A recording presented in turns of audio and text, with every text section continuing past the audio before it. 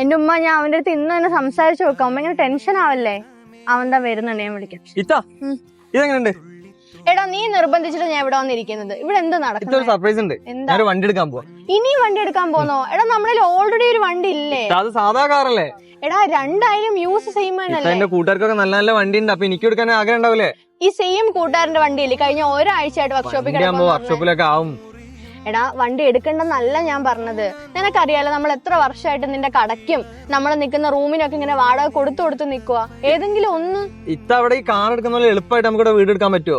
എടാ നീ ഇത്രയും തെരഞ്ഞിട്ടല്ലേ ഓരോ വണ്ടി നോക്കുന്നത്. അതുപോലെ തെരഞ്ഞു കഴിഞ്ഞാൽ വീട് കിട്ടാവുന്നേ ഉള്ളൂ. ഞാനിപ്പോ എന്ത് ചെയ്യണം നിങ്ങൾ പറയുന്നത്? എടാ എന്റെ ഫ്രണ്ട് ഇല്ലേ ഗീതു, അവൾ ഓൾറെഡി ഇവിടെ ഒരു വീട് എടുത്തു. അവള് പറയുന്നത് മാസം എന്തോ ചെറിയ പൈസ കൊടുത്താൽ നല്ല പൈസ കൊടുക്കേണ്ടി വരും. ഇല്ലടാ നമുക്ക് എന്തായാലും നോക്കി നോക്കാം.